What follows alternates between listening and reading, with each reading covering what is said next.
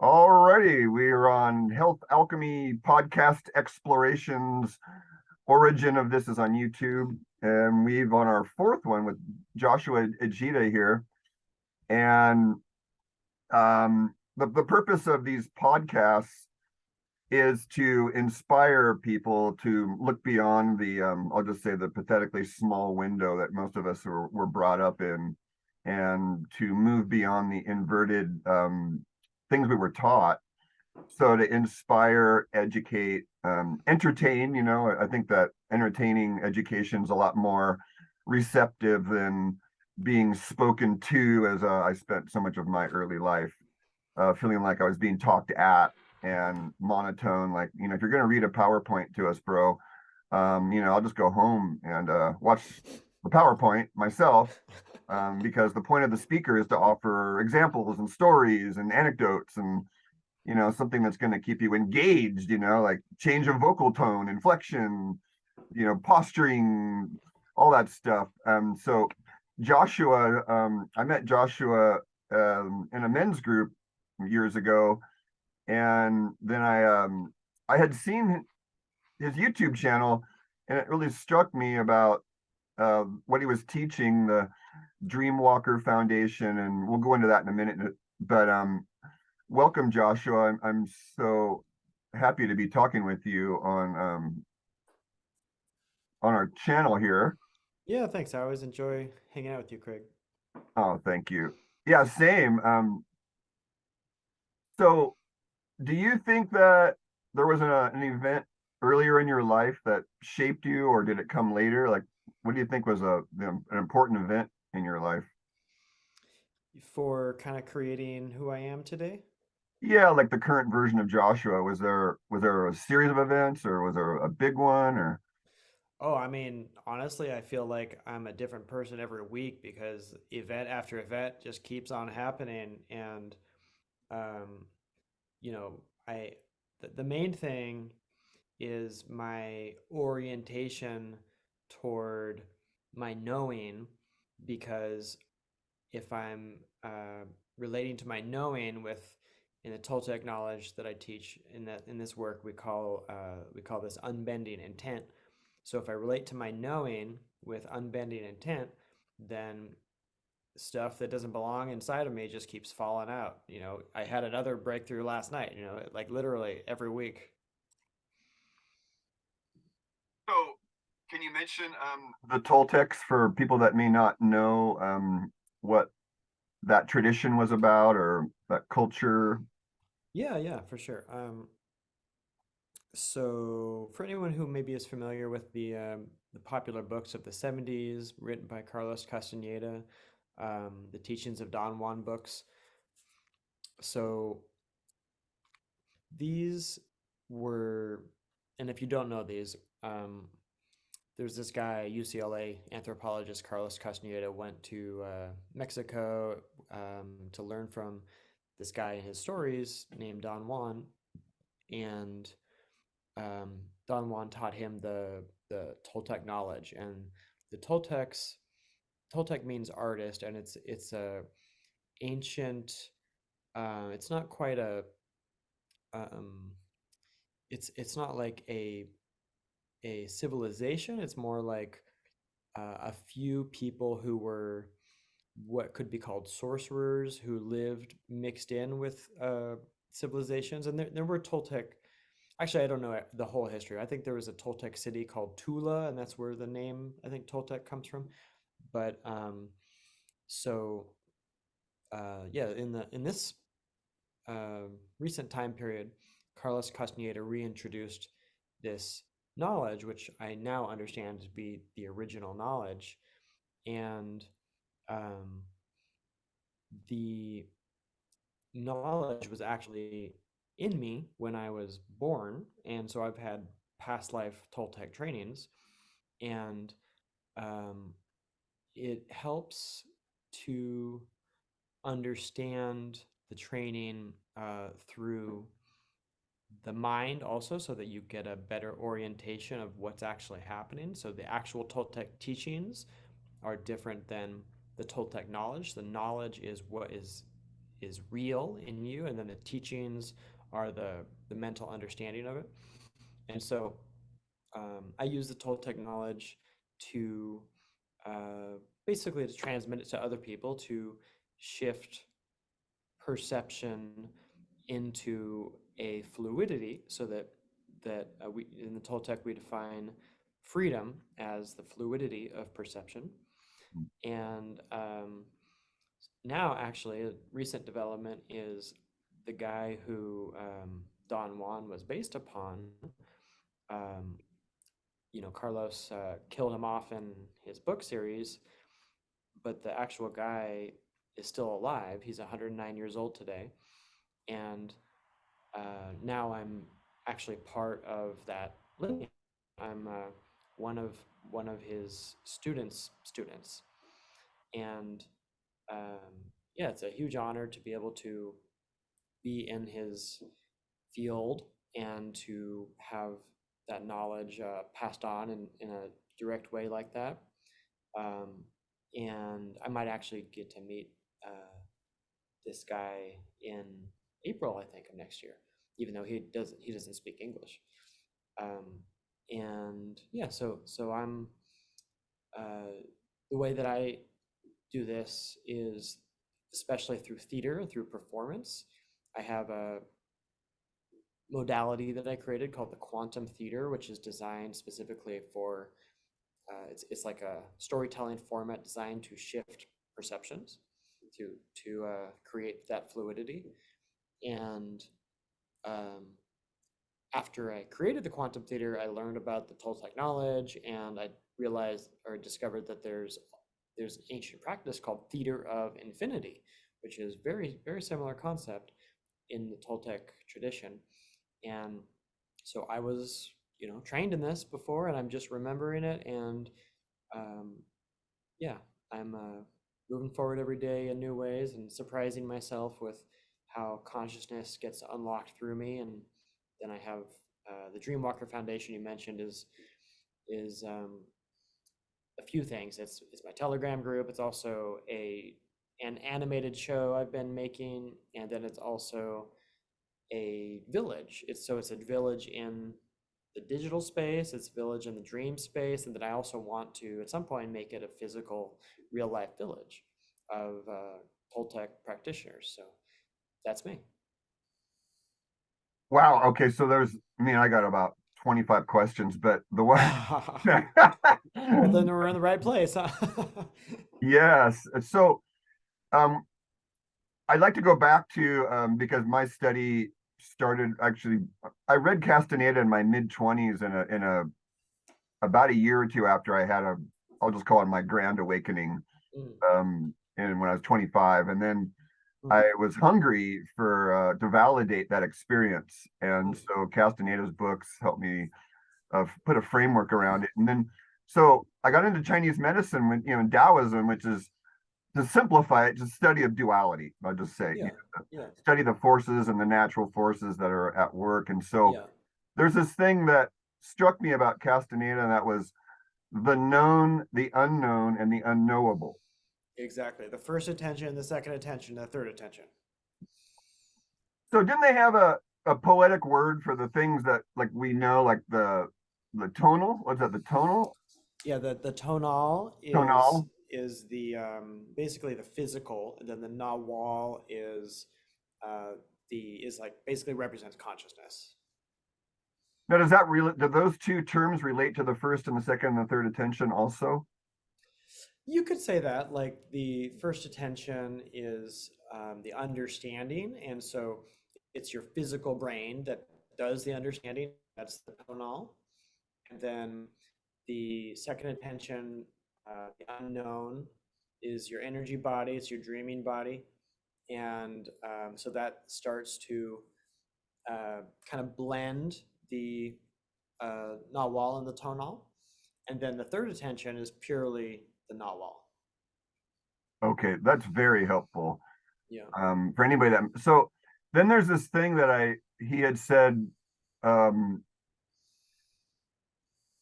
I'll just loosely put my understanding to it, and then you can clarify, Mhm. is the word that really struck me was the assemblage point, and I Hmm. always interpret that as, okay, how does Craig perceive reality? How does Joshua perceive reality? Mm. And how can we shift? And then I came up with a higher level of health was emotional, mental, and physical fluidity, Hmm. and being able Hmm. to improvise through like a jazz musician might, Yeah. and through life. So is that a correct interpretation then, would you say? Yeah, the assemblage point is funny because it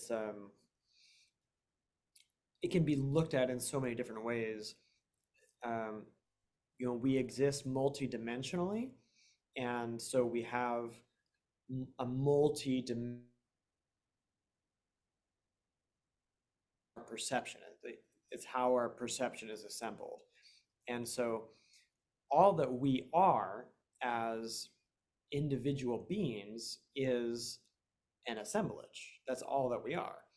And so anytime that changes, our entire um, individuality changes.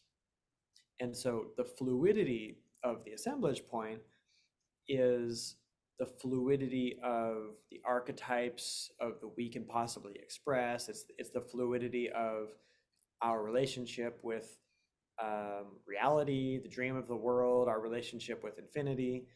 Everything is an assemblage. Wow. So you see all these people these days, taking ayahuasca and various entheogens, I'll just call them, and they're shifting. But one of the cautions I give people is that if you aren't prepared to have what I would call the jigsaw puzzle pieces that are your identities blown apart, Yeah. then you could literally go insane. As one of my teachers said, there's no guarantee Yeah. you're going to survive or remain sane through your awakening. Yeah. Exactly. Yeah. And you have to have, specifically, you have to have a strong enough mind to be able to, um, let's say, kind of like tame power.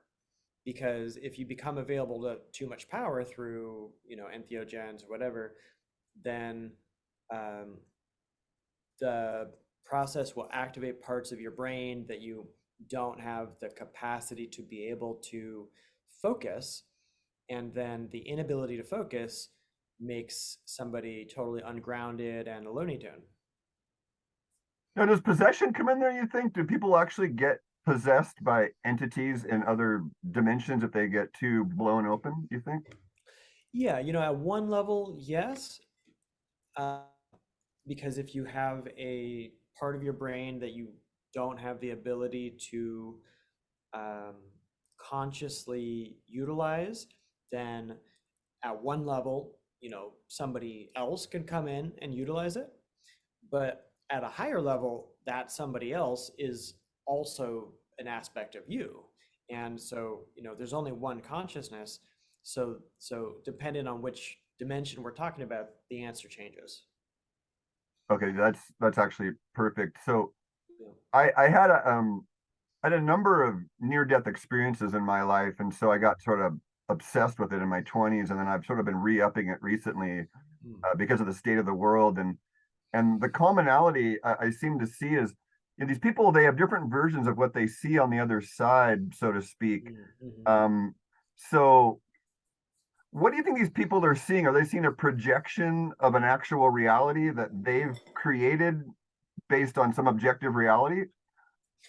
Yeah, the thing is, like let's say you have I know of one guy who got hit by a car and then he was like dead for over 10 minutes.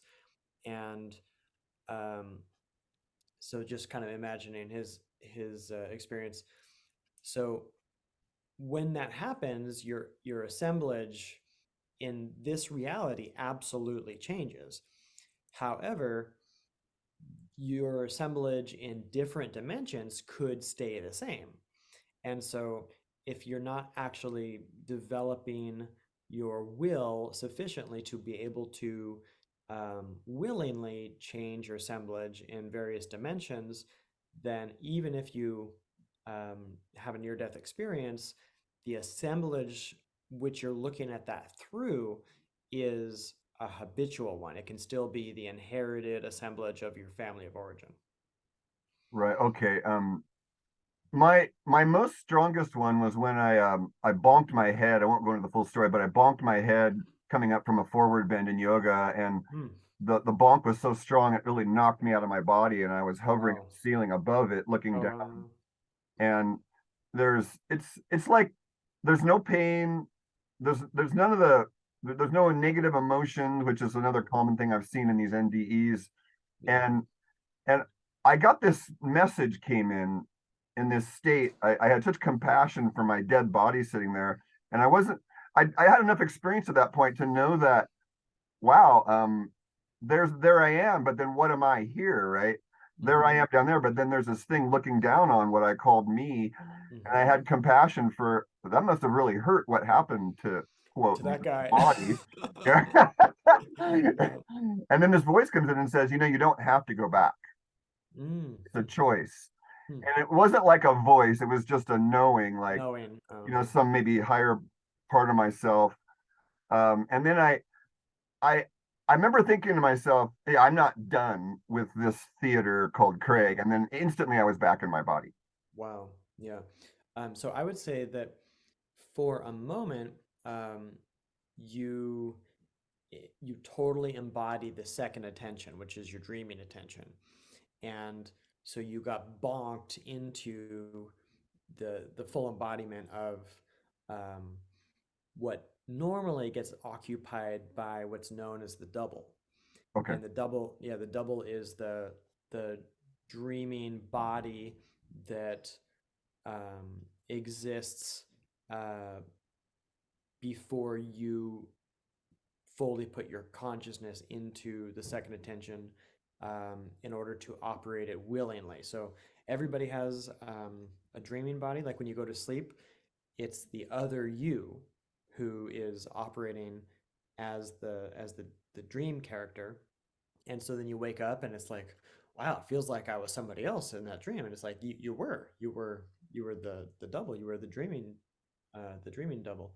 And um, I finished I did a course earlier this year for my students, which was called The Dreamer and the Dream, and it's all about the dreamer, which is dreaming both you and the dream double into existence. So the dreamer is what you and the dreaming body have in common.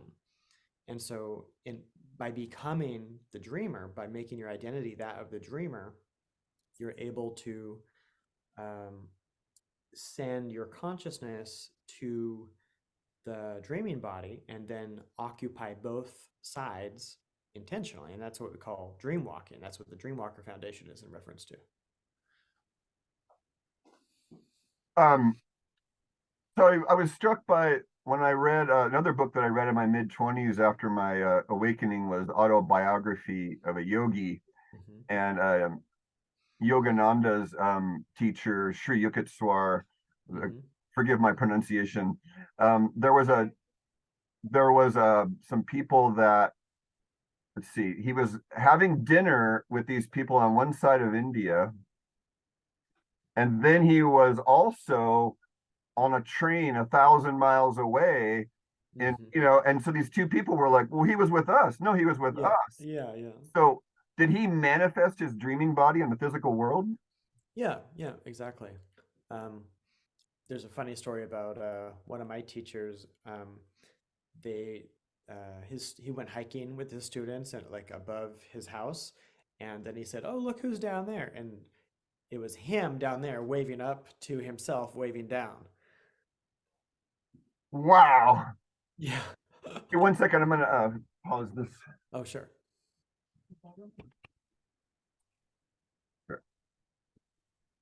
All right.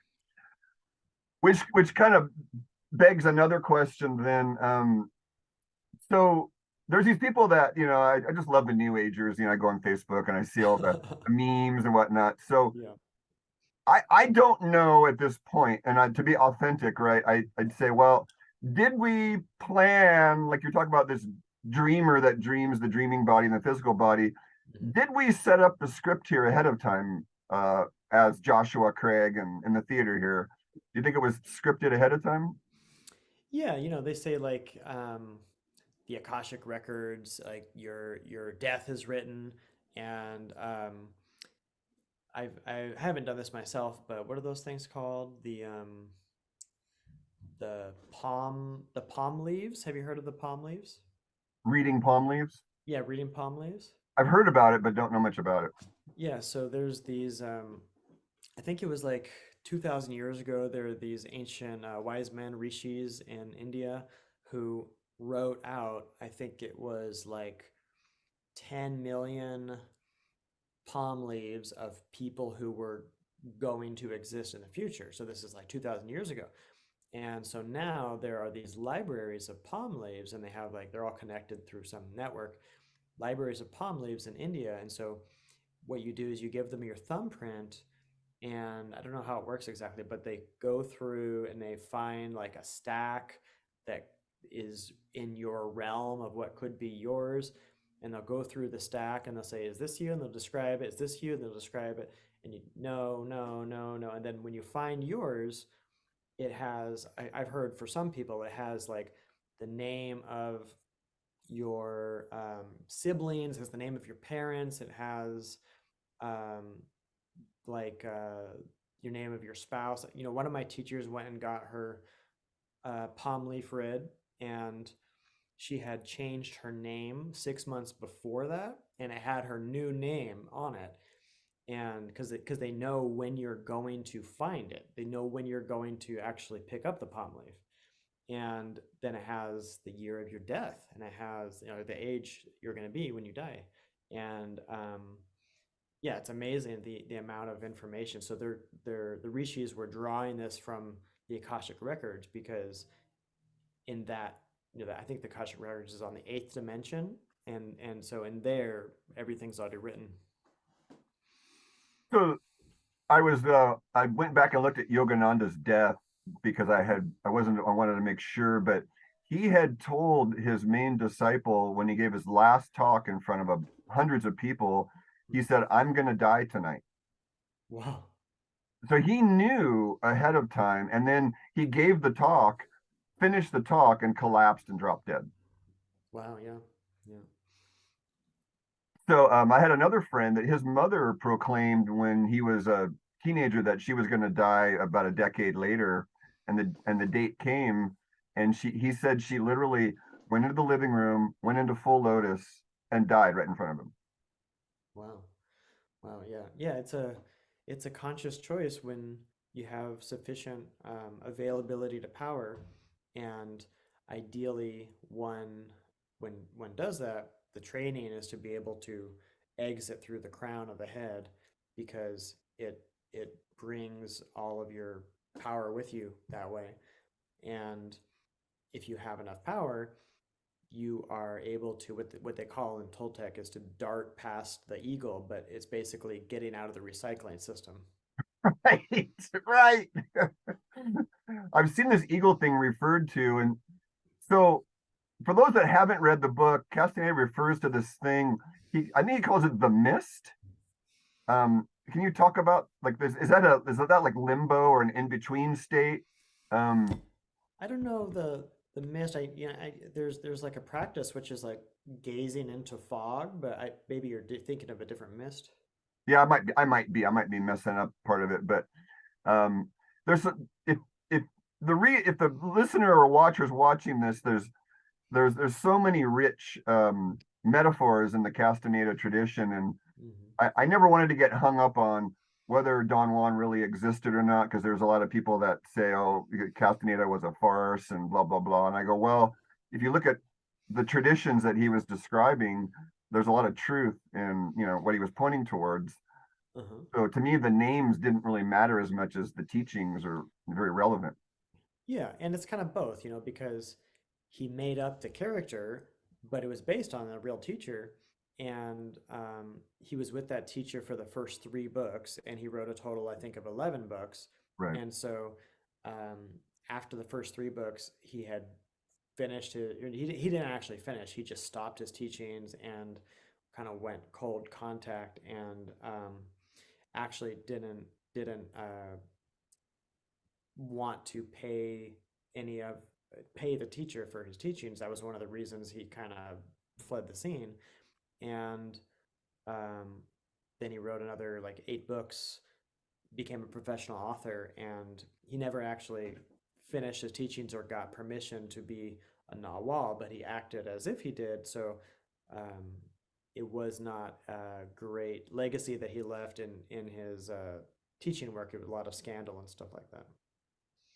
Yeah, there's some. I've been watching. I went back and looked at some videos and other things that he had put together in L.A. and he was accused of being a womanizer, and Mm-hmm. there were. I mean, he was a good-looking guy. I mean, as far as I could see in his earlier life, like wow, he's a really good-looking guy. And so, what comes with that when you're in L.A. / Hollywood is, you know, the L.A. Hollywood inversion. I'll Mm-hmm. call it. Mm-hmm. Um, so I love the idea of like taking the teacher, like this character, and then like one of my teachers that I really loved, he said, "You're going to take all this knowledge from Chinese medicine or the Indians, but it's Mm-hmm. not relevant for today's world anymore. So you got to make it work in today's world." Mm, yeah. Mm-hmm. Um, and I think you and I are a couple of people that we're trying to do that. Mm-hmm. So with that, my next question that would be, what do you think you overcame to become who you are currently, like the current version of Joshua? Was there a big trauma or what did you have to overcome earlier to be this version? Yeah, that's a good question. I want to say like, I grew up very fixated, at least, into my teens and 20s, and then started to dissolve in my 30s, like at age 30, like 10 years ago. Um, very, very fixated in my own little world, and I would call it autism or Asperger's. I haven't been diagnosed with anything, and it's like too late to check now. But a an inability to empathize, an inability to see people, to understand what's going on with other people's worlds, and um, I can directly see how this relates to how I was raised and what my parents' fixations were and how big their worlds were. And so I'll just say one of my parents, I don't need to name anybody, but one of my parents has a very tiny little world. And so I really reflected that and I really got caught up in that. And, it creates a very limited identity, a lot of like ongoing stomach tension around the identity stuff. And an inability to communicate. If you grow up with your parents having zero friends and zero social abilities, there's like an expectation that comes with that, which is like, you know, there's no such thing as intimacy. People don't know each other. There's like a kind of um, resigning to what is actually not true. Because I had to go on this long journey of realizing what true intimacy actually is, and it's not what I thought it was at all. It's been like a 10-year 13-year journey now, and what I thought intimacy was like a year ago, it was not correct. Like it just keeps on changing, and if somebody's not exploring what reality is, then their bubble stops growing.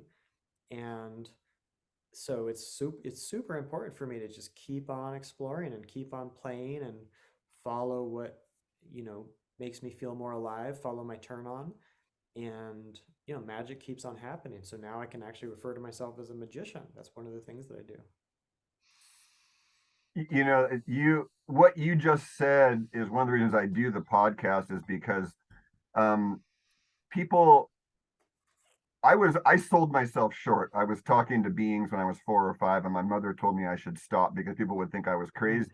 mm, And what a horrible thing to tell a child. I mean, I love my mother, but you know, we we get taught this stuff that, oh, you better not be your full self or else someone's gonna, I yeah. call it the crucifixion complex.